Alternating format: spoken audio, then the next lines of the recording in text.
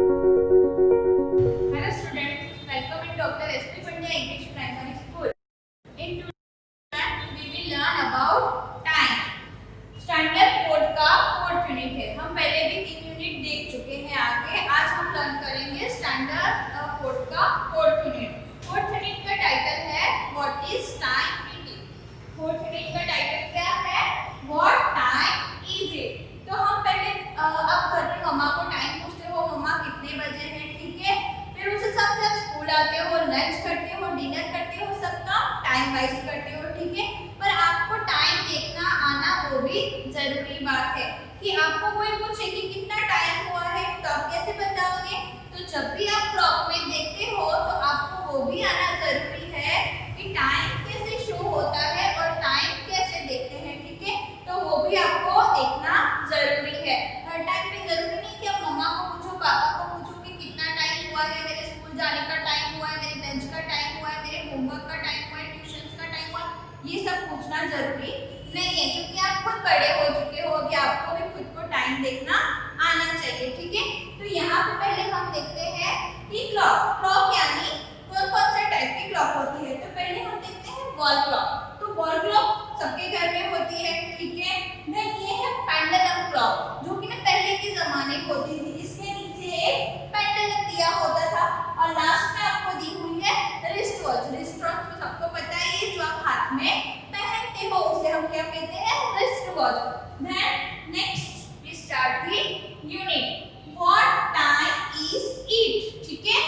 ये यूनिट में एक्टिविटी 1 में हम देखते हैं observe the following pictures, describe each clock और वॉच. तो फर्स्ट आपको दी हुई है wall clock.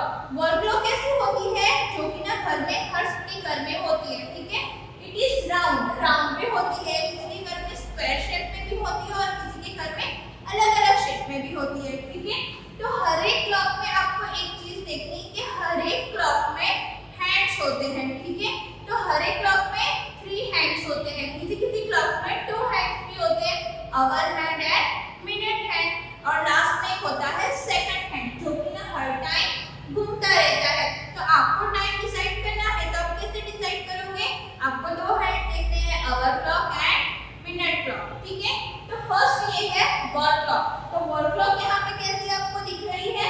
It is round. कैसी है? राउंड है. और इसको कितने हैंड्स है? 3 हैंड. यहाँ पे आपको दिख रहे हैं it has 3 hand and hour hand, a minute hand and a second hand, ठीक है. ये तो हर एक के घर में देखी जा सकती है. देन है पेंडुलम क्लॉक. पेंडुलम क्लॉक कैसी होती है? It is long. कैसी होती है? Long and big. बहुत ही बड़ी होती है और लॉन्ग शेप में होती है. किसी के भी घर में पेंडुलम क्लॉक देखने को मिल जाएगा. आप देखना ऑलवेज कि ये बहुत ही लॉन्ग होती है और उसके नीचे क्या होता है? पेंडुलम होता है. ये पेंडुलम किसके लिए यूज होता है? जब भी घड़ी में सपोज टू बी टाइम बजता है, 2 बजते हैं, तो ये pendulum left to right 2 times move करता है और उसमें से टन की आवाज आती है. यानी 2 o'clock हुआ तो पेंडुलम कितनी बार मूव होगा? लेफ्ट टू राइट मूव होता है. और कितनी बार मूव होता है? 2 बार. 2 बजे होंगे तो 2 बार होगा. सपोज टू बी 4 o'clock हुए हैं तो 4 टाइम पेंडुलम मूव होगा, ठीक है. और उसमें से कितने टाइम बेल बजेगी? 4 टाइम बेल बजेगी. ये पहले के जमाने में देखने को मिलती थी. देन लास्ट है रिस्ट वॉच. रिस्ट वॉच कैसी होती है? रिस्ट वॉच कैसी भी हो सकती है, जैसे कि यहाँ पे राउंड दी हुई है, कभी स्क्वायर भी हो सकती है, ठीक है. तो रिस्ट वॉच में भी 3 हैंड्स ही होते हैं and hour hand, a minute hand and a second hand and it is tied on the wrist. ये रिस्ट पे पहनी जाती है. इसको हम हाथ में पहन सकते हैं. तो नीचे discuss the following question with your teachers and friend. जो नीचे क्वेश्चन आंसर दिए हुए हैं वो आपको डिस्कस करने हैं अपने पेरेंट्स के साथ या अपने फ्रेंड्स के साथ. तो फर्स्ट क्वेश्चन हम देखते हैं how many hand does the watch usually have? Name them. Watch में कितने, सॉरी क्लॉक में या वॉच में कितने हैंड्स होते हैं? तो मैंने पहले ही आपको बताया and hour hand, a minute hand and a second hand. There are 3 hands usually in the watch और क्लॉक, ठीक है. What kind of clocks and watches do you have at your home? आपके घर पे किस टाइप की watch है? आप खुद देखते होंगे ना घर में कैसी है. तो जनरली के घरों में क्या कौन सी वॉल क्लॉक देखने की मिलती है? वॉल क्लॉक, ठीक है. तो हम यहाँ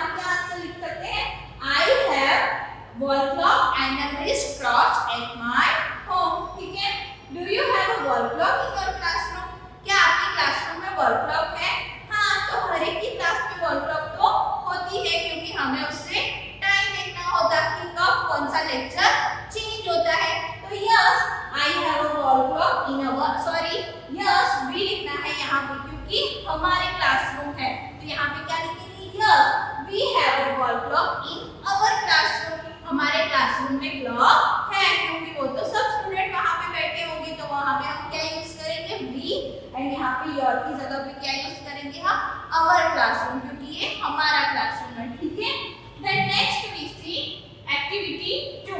एक्टिविटी 2 में आपको एक स्टोरी दी हुई है, जो कि ना रीफ एंड विंकल।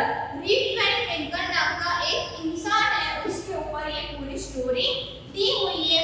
ये स्टोरी क्या कहती है वो तो हम देखेंगे तो पता चलेगा। Let's start the story. ये स्टोरी बहुत ही इंटरेस्टिंग है, चलो देखते हैं। रीफ एंड विंकल, यहाँ पे आपको एक पिक्चर डिस्क्राइब दिखा है, ये रीफ एंड विंकल है। ठीक है। Rip and Winkle was a lazy man. Rip and Winkle कैसा था? बहुत ही लेजी मैन था। लेजी मींस बहुत ही आलसी था वो, उसको कोई भी काम पसंद नहीं था। वो क्या करता था? He would often go off into the forest with his dog Wolf to hunt for rabbits and squirrels. वो क्या करता था? पूरा दिन जो कि फॉरेस्ट था, जंगल था, उसमें घूमता रहता था। किसके साथ? तो उसका डॉग होगा, वुल्फ होगा। ठीक है। उसके पास एक डॉग था, एक वुल्फ था, यानी एक कुत्ता था और एक भेड़िया था। वो किसी को भी अपने साथ लेके जाता था और क्या करता था? Hunt for rabbits and squirrel. Squirrel और रैबिट, रैबिट और स्क्विरल से उनका हंट करता था। हंट करता था मैं शिकार करता था, जो कि ना छोटे छोटे वहाँ पे एनिमल्स होंगे, उनका वो शिकार करता था। He was go around and hunt small animals. वो पूरा दिन घूमता रहता था और जो छोटे छोटे एनिमल्स थे उनका हंट करता रहता था, शिकार करता रहता था। One day Rip helped a strange old man. एक दिन रिप ने क्या किया? ये रिप एक दिन ऐसे जंगल में घूमता जा रहा था और बहुत ही लेजी था, तो उस दिन इसने क्या काम किया? एक strange old man. Strange old man, strange का मीनिंग यहाँ पे होता है अननोन, जिसको हम पहचानते नहीं है।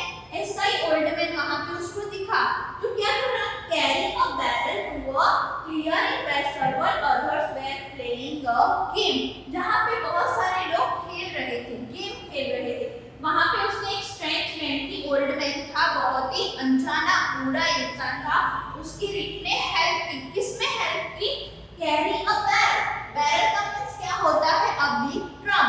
ऐसा बिग ड्रम होता है जिसके हम अंदर वाटर भर सकते हैं, वाटर या कुछ भी लिक्विड भर सकते हैं। आपने कभी देखा होगा, कभी किसी के घर पे भी देखा होगा कि बड़ा सा एक ड्रम होता है जिसके अंदर पानी या कोई भी लिक्विड भरा जा सकता है, उसे हम बोलते हैं बैरल। तो रिप ने क्या किया? जो कि ना strong old man, sorry strange old man था, जो कि ना अनजाना बूढ़ा आदमी था, उसकी हेल्प की। किसमें हेल्प की? कैरी अ बैरल, बैरल को उठा के लेके जाने में। और कहाँ पे उठा के लेके गया? कि जहाँ पे बहुत सारे अदर्स लोग गेम खेल रहे थे, वहां तक लेके जाने में उसकी हेल्प की। किसने हेल्प की? रिप ने हेल्प की। Then next, Rip had some of the pink water from barrel along with his companion. इसके जो कंपेनियंस थे, इसके जो साथीदार थे, ठीक है, बैरल के जो कंपेनियंस, कंपेनियंस मींस होता है फ्रेंड्स, जो उसके साथ काम करते हैं, जो कि ना कंपेनियंस थे ये ओल्ड मैन के। उन्होंने क्या किया?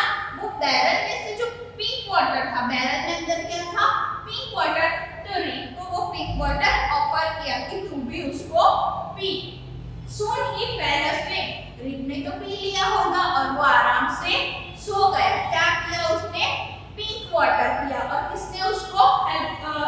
कंपेनियंस थे, उन्होंने उसको ऑफर किया था। When he awoke, he was alone. जब वो जागा तब क्या हुआ? वो वहाँ पे अकेला ही था। वो तो नींद में चला गया, उसे तो पिंक वाटर पी के पता ही नहीं चला कि वो कहाँ गुम हो गया। ठीक है, उसे बहुत अच्छे से नींद आ गई। पर जब वो उठा तब उसने अपने आप को वहाँ पे अकेला पाया। उसे वो भी मालूम नहीं था कि मैं कहाँ सोया हूँ, और ऐसे आसपास में देखा तो वो alone, alone means अकेला था। Reap looked for his gun. वो गन लेके आया था। क्यों? क्योंकि वो शिकार पे जाता था, वो तो पहले ही आपको बताया। तो उसने वहाँ पे अपने आसपास में उसकी गन ढूंढी। To his surprise, it was covered in rust. वो सरप्राइज हो गया कि उसकी गन तो वहाँ पे पड़ी थी, पर किससे कवर हो गई थी? रस्ट से कवर हो गई थी, यानी उसको जंग लग गई। अभी वो तो सो गया और उठ के देखा तो अचानक से अकेला, उसकी गन पड़ी थी बाजू में, पर उसको वो feeling confused and hungry. वो कंफ्यूज हो गया कि ऐसा तो कैसे पॉसिबल हो सकता है, मैंने तो खाना अच्छी खा के रखी थी, उसमें जंग कैसे लग गई, और कंफ्यूज भी हो गया और हंग्री भी हुआ। हंग्री मींस उसे भूख भी लगी। Rip headed for his village की ओर चल दिया। When he reached there, जब वो वहां पे पहुंचा, कहां पे पहुंचा, अपने विलेज में, people gathered around him staring at his tattered clothes and low grey hat. जबकि ना लोग वहां पे पहुंचा, जहां पे उसका गांव था, उसका विलेज था, वहां पे पहुंचा तो लोग क्या हो गए, इकट्ठा हो गए उसे देखने के लिए कि कौन इंसान आया है ऐसे फटे हुए कपड़ों में, tattered clothes में फटे हुए कपड़ों, एंड लॉन्ग ग्रे हेयर में उसकी लंबी दाढ़ी थी, वो भी कैसी हो गई थी, ग्रे कलर की हो गई थी। तो ऐसे फटे कपड़ों में ऐसी लंबी दाढ़ी लेके वहां पे कौन इंसान आया है, तो लोग भी वहां पे देखने के लिए इकट्ठे हो गए। Rip saw a young woman who looked like his wife. Rip ने वहां पे क्या देखा, एक यंग वुमन देखी, यंग लेडी देखी जो कि ना उसकी वाइफ के जैसी दिख रही थी। He asked her who she was. उसने उससे पूछा, किसने पूछा, रीप ने पूछा, किससे पूछा, कि ना जो वुमन थी जो उसकी वाइफ के जैसी दिख रही थी, उससे पूछा कि कौन हो। She told him her name. वो लड़की ने क्या किया, उसको अपना नाम बताया। And said her father had left the house 20 years ago with his dog and never been seen again. वो लड़की ने और भी कुछ बताया, क्या बताया, said her father had left the house 20 years ago with his dog. उसके पापा उनका जो डॉग था, कुत्ता था, उसको लेके 20 साल पहले ही घर छोड़ के चले गए थे, and had never been seen again, और वो कभी भी वापस दिखे नहीं है। I am your father. किसने कहा, ये रीप ने कहा। यानी आप इतना समझ सकते हो कि जो रीप ने पिंक वाटर पिया था, वो पी के वो 20 इयर्स सो गया था। 20 इयर्स के बाद वो जागा था। I am your father, cried Rip joyfully. देखो यहाँ पे दोनों मैच हो रहे हैं, रीप क्राई भी हो रहा है, जॉयफुली भी हो रहा है। क्राई क्यों हो रहा है, क्योंकि वो 20 इयर्स को सो गया, यानी 20 इयर्स की जो जिंदगी थी जीने की वो उसने घुमा दी। और जॉयफुली भी हो रहा है, क्यों जॉयफुली फील कर रहा है, क्योंकि उसे उसकी डॉटर मिल गई। And told them all how he had been asleep for the last 20 years. और उसने अपनी बेटी को, उसकी डॉटर को क्या बताया कि वो कैसे 20 इयर्स सो गया था। यानी ये स्टोरी का दी एंड हुआ। तो आप समझ सकते हो कि रीप वैन ने एक जो पिंक वाटर पिया, उसकी वजह से उसकी 20 इयर्स की लाइफ खत्म हो गई थी। ठीक है, then next fill in the details. Name of the character, what she or he did. यहाँ पे आपको कैरेक्टर लिखने हैं जो कि ये रीप वैन विंकल स्टोरी में हम पढ़ चुके हैं, और वो क्या कर रहे थे तो उसके बारे में आपको लिखना है। तो फर्स्ट में हम लिखेंगे कि रीप वैन विंकल था, तो वो क्या करता था कि he would often go into the forest with his dog and dog wolf to hunt for rabbits and squirrel. वो जंगल में जाता था और छोटे छोटे जो एनिमल्स थे, स्क्विरल थे, उनका शिकार करता रहता था। ठीक है, देन नेक्स्ट सेकंड में हम क्या लिखेंगे, अ स्ट्रेंज ओल्ड मैन भी आया। ठीक है, अ स्ट्रेंज ओल्ड मैन, और उसके पास क्या था, अ बैरल ऑफ पिंक वाटर से भरी हुई क्या थी उसके पास, बैरल थी ओल्ड मैन के पास। देन थर्ड कैरेक्टर में हम लिख सकते हैं कि रीप वैन विंकल्स डॉटर, वो भी आई इसमें।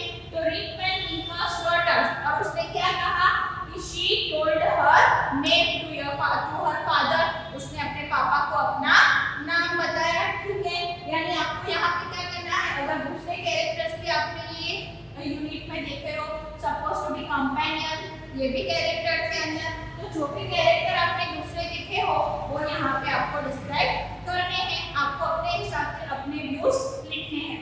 Then next, imagine you are Rip Van Winkle, suppose to be आप रीप वैन विंकल हो। ठीक है, तो आप क्या कर रहे हो,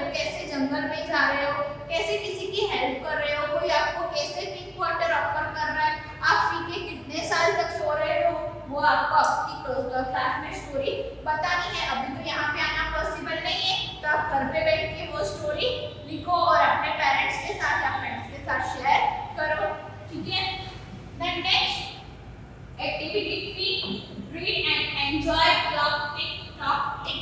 पहले ही आपको पता है कि साउंड, क्लॉक का साउंड कैसा होता है, टिक टॉक, तो यही वो स्टोरी और यही वो पोयम डिस्क्राइब कर रही है। पहले हम देखते हैं clock tick clock tick. Clock कैसे बनती है, टिक टिक या टिक टॉक, ठीक है। It's 6:30 in the morning. Look at this picture. आपको क्लॉक में दिख रहा है कितने बजे हैं, 6:30. Have to brush my teeth, have to go through bath, have to get ready for the school. Morning के 6:30 बज चुके हैं, मुझे ब्रश करना है, बात करना है, मीन्स नहाना है, and have to get ready for school. School के लिए मुझे रेडी भी होना है। मॉर्निंग हो जाती है तो सबसे पहला काम क्या करते हैं, ब्रश करते, नहाते और रेडी हो जाते हैं, स्कूल जाना होता है, ठीक है। Then next clock tick, it's 7 in the morning. 7 बज गए हैं। ये सब काम कंप्लीट करते करते आधा घंटा तो हो ही जाता है, यानी 7 o'clock। तो 7 o'clock देखो यहाँ पे क्लॉक में दिखाया गया है। Have to go to the kitchen, फिर तो भूख लगेगी, नहाएंगे तो क्या करेंगे, किचन में जाएंगे। Have to eat my breakfast and have to full me everywhere. यहाँ पे क्या कर रहे हैं, किचन में जाना है, ब्रेकफास्ट करना है और फुल पेट भर के खाना है कि जब तक मैं स्कूल से रिटर्न ना आऊं तब तक चले, इतना फुल कर देना है, ठीक है। Clock tick, it's 4 in the afternoon. Afternoon के कितने बज चुके हैं, 4. Have to do my homework, 4 बजे उठ के क्या करना है, होमवर्क करना है। Have to go to play in the garden, हर एक चिल्ड्रन इवनिंग में गार्डन में खेलने जाते हैं, तो यहाँ पे क्या बोल रहे हैं कि होमवर्क कंप्लीट करके मुझे गार्डन में भी जाना है। Have to relax after the whole day's hard work, पूरा दिन जो मैंने हार्ड वर्क किया है, पूरा दिन जो मैंने पढ़ाई की, होमवर्क किया, वो हार्ड वर्क जो मैंने किया है उससे थोड़ा मुझे रिलैक्स होना है, तो हम गार्डन में जाके खेलते हैं अपने फ्रेंड्स के साथ, ठीक है। तो हम पूरा दिन जो पढ़े थे यानी वो थोड़ी देर के लिए साइड में रख देते हैं और वहाँ पे थोड़ी देर अपनी एक्टिविटीज या अपने खेलने में मशगूल हो जाते हैं, ठीक है। यानी थोड़ा हमें भी रिलैक्स देना जरूरी है। Clock tick, it's 9 in the evening. Evening के कितने बज चुके हैं, 9 बज चुके हैं। Have to settle my bed like a sad, have the burden of the day off, have me win my good night sleep. रात के 9 बज चुके हैं, ठीक है, इवनिंग के। अभी मैंने अपना बेड भी सेटल कर दिया है, यानी बेड भी कंप्लीट बिछा दिया है। Have the burden of the day of, पूरे दिन का जो बर्डन था अभी डे ऑफ हो गया, यानी बर्डन को भी रिलैक्स देना है थोड़ा। Have me win my good night sleep, और मेरी जो गुड नाइट स्लीप है, मेरी जो रात की अच्छी सी नींद है उसे विन करना है, यानी जीतना है, मीन्स अच्छे से सो जाना है, ठीक है। यानी ये पूरी एक्टिविटी आपको क्या समझा रही है कि आपको पूरे दिन की रूटीन लाइफ कैसी होती है वो एक ही पोयम में आपको एक्सप्लेन कर दिया है। Then next activity 4, ask the following question to your friend sitting next to you, share the information with your teacher in writing. ये जहाँ पे क्वेश्चन आंसर दिए हुए हैं वो आपको इंफॉर्मेशन आपके टीचर के साथ शेयर करनी है, ठीक है। तो टीचर के साथ कैसे शेयर करोगे, आप अपनी नोटबुक में लिखो, ठीक है, फिर टीचर को दिखाना है आपको कि आप क्या क्या करते हो पूरे दिन में एक्टिविटी। तो फर्स्ट क्वेश्चन देखते हैं हम, what are the 3 activities that you do in the morning. Morning में क्या करते हो, brush my teeth, take my bath, prayer to God, ठीक है, ये सब हम कब करते हैं, मॉर्निंग में करते हैं। What are the 3 activities that you do in the afternoon. Afternoon में क्या करते हो, डू माय लंच, लंच खाते हैं, ठीक है, और क्या करते हैं, वॉच टीवी, कभी कभी टीवी पे देख लेते हो, डू होमवर्क, होमवर्क करते हो कभी कभी, ठीक है। Then next, what are the 3 activities that you do in the evening. Evening में क्या करते हो, गो टू मार्केट विद मम्मा, मम्मा के साथ मार्केट भी जाते होगे, to play with the other friends, friends के साथ भी आप खेलने जाते होगे, ठीक है। और इवनिंग में क्या कर सकते हैं, रीडिंग कर सकते हैं सब्जेक्ट्स की, ठीक है। When do you go to sleep, कब आप सो जाते हो वो आपको लिखना है। Activity 5, draw arm, fill in the blanks given below to the clock।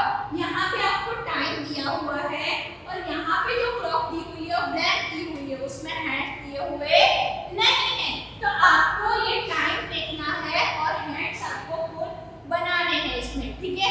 आपकी जो बुक में क्लॉक दी हुई है वो ब्लैंक दी हुई है, ओनली क्लॉक ड्रॉ की हुई है, उसमें हैंड्स ड्रॉ किए हुए नहीं है, तो यहाँ से टाइम पढ़ के आपको हैंड बनाने हैं। तो फर्स्ट हम देखते हैं quarter to two. Quarter to में टू मींस क्या होता है कि दो होने में भी अभी क्वार्टर टाइम यानी 15 मिनट बाकी है, 2 बजने में भी 15 मिनट्स बाकी है, यानी वो कितना टाइम हुआ 1:45।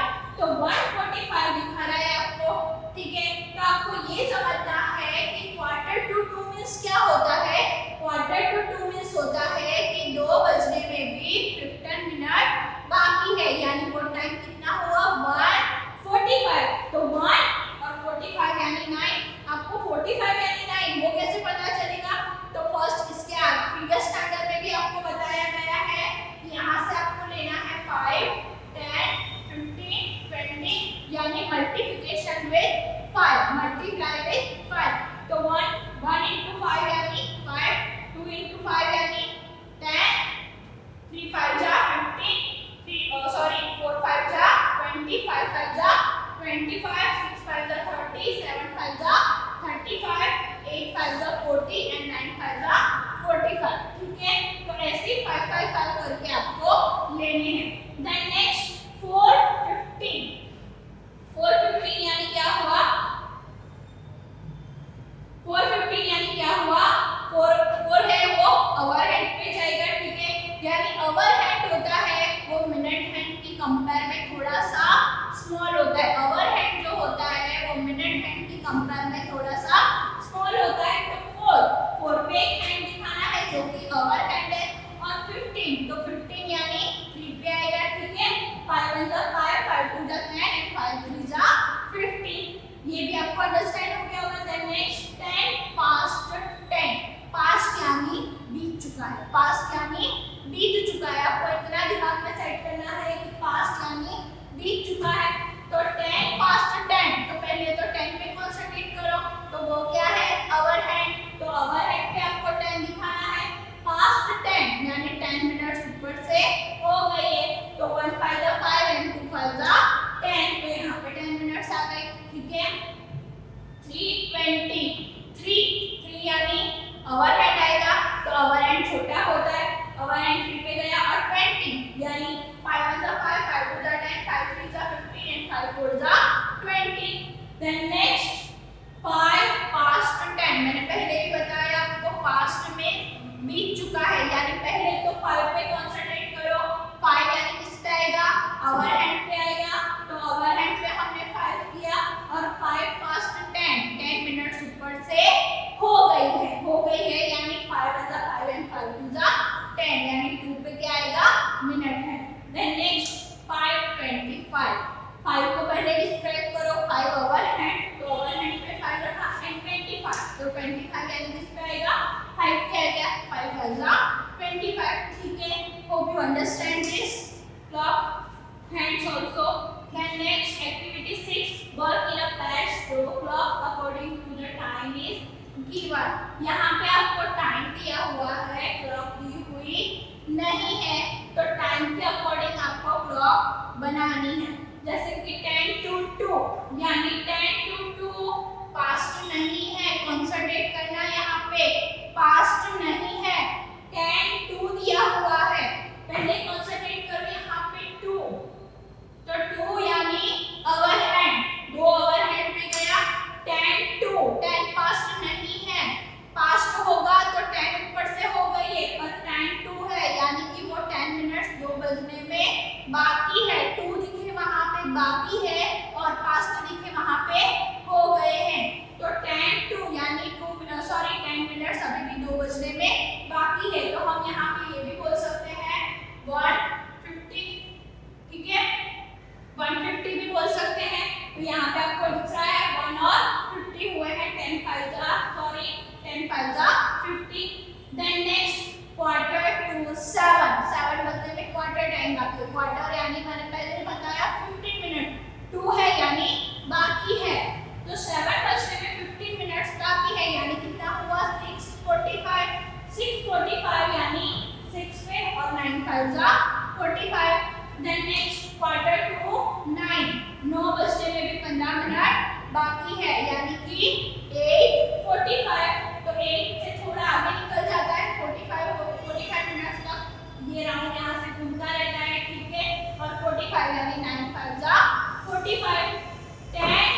10:25 10 बज के 25 5 5 जा 25 देन 12 o'clock 12 o'clock मींस क्या होता है जब भी कोई o'clock का आए आपको कि 10 o'clock 2 o'clock 4 o'clock तो आपको क्या करना है जो कि ना 4 o'clock आए तो ओवरहेड 4 पे जाएगा और o'clock दिखे यानी वो मिनट्स एंड 12 पे जाएगा ठीक है तो 12 o'clock तो ओवरहेड भी इधर और मिनट हैंड भी इधर 3:35 यानी 3 बज चुके हैं और ऊपर से 35 मिनट हो गए हैं ये तो इजीली आपको समझ में आ जाएगा देन 8:40 8 बज गए हैं यानी ओवरहेड 8 पे और 40 यानी 8 5 जा 8 5 जा 40 देन नेक्स्ट 11:30 11 के ऊपर 30 मिनट ठीक है देन नेक्स्ट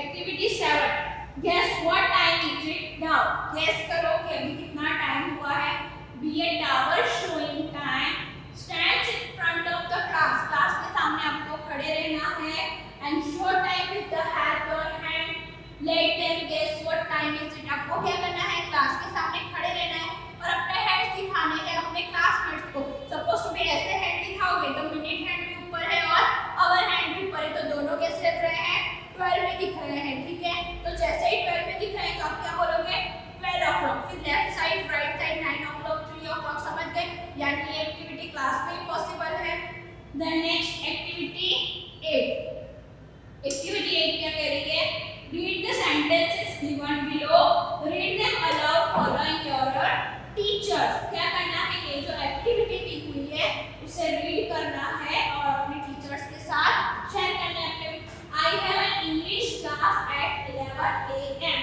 11 बजे मेरी इंग्लिश की क्लास है I go to bed at 10:30 p.m.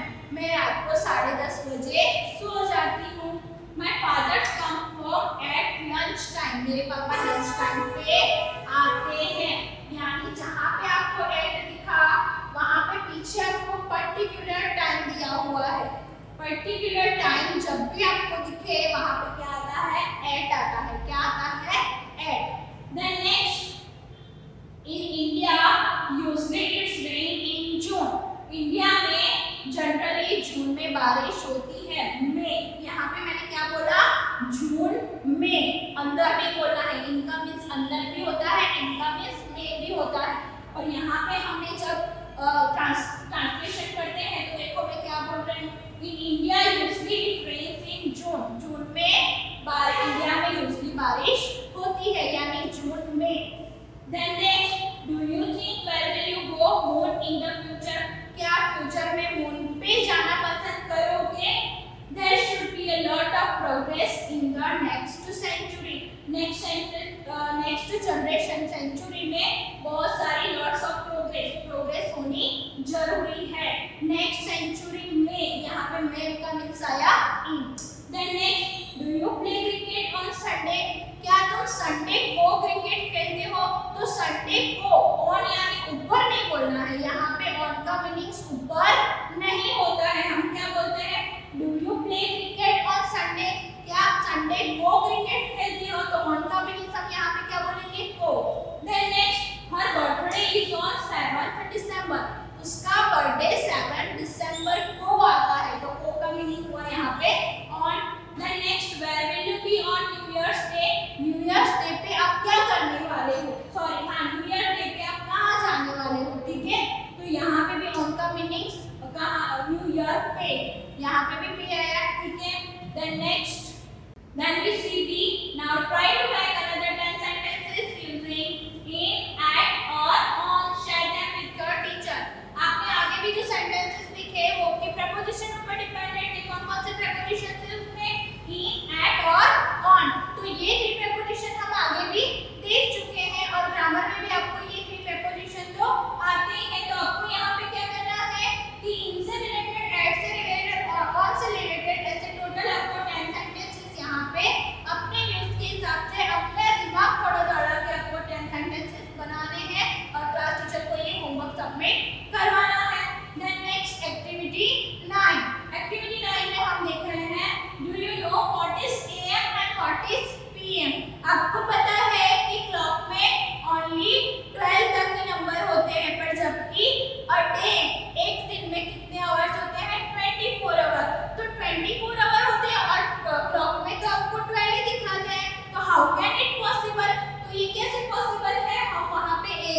PM use करते हैं, जो तो आपको बेसिक नॉलेज है, आपको पता ही होगा। Read the information given below. अभी आपको नीचे देखना है कि AM कब यूज होता है और PM कब यूज होता है। The Latin abbreviations AM and PM are acronyms that stand for the antimeridiem and postmeridiem। यानी AM का फुल फॉर्म क्या है, एंटीमेरिडियम, एंड PM का फुल फॉर्म क्या है, postmeridiem। Adapted from the conventional 24-hour clock, the 12-hour clock dates back to 1500 BC। ठीक है, तो आपको ये पहले भी मैंने बताया कि जो 24-hour क्लॉक थी उसको 12 आवर में कैसे हम बताते हैं, AM और PM के थ्रू बताते हैं। Unlike the 24-hour, AM and PM are destination are used to different between morning and afternoon।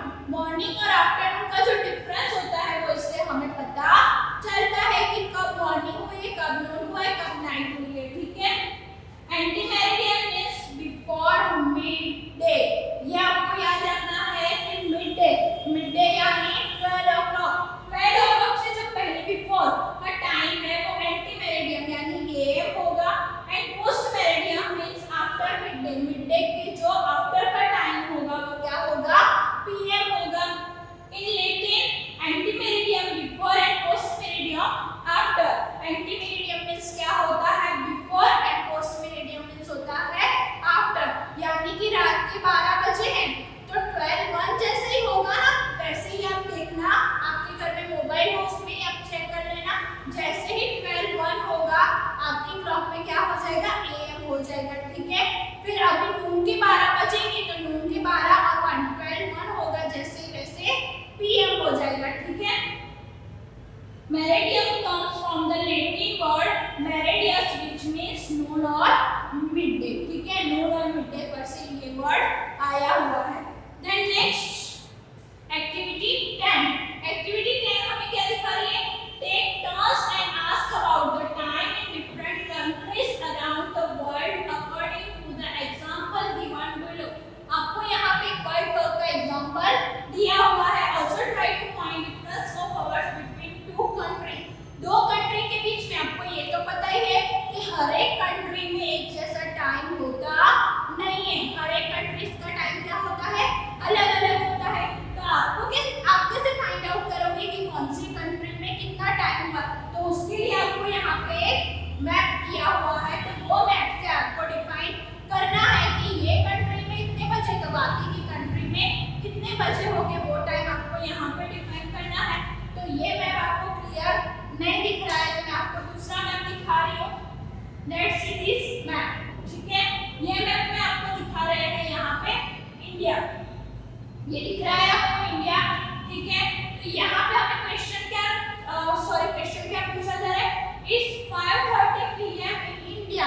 अगर इंडिया में 5:30 PM हुआ है, ठीक है, तो व्हाट विल बी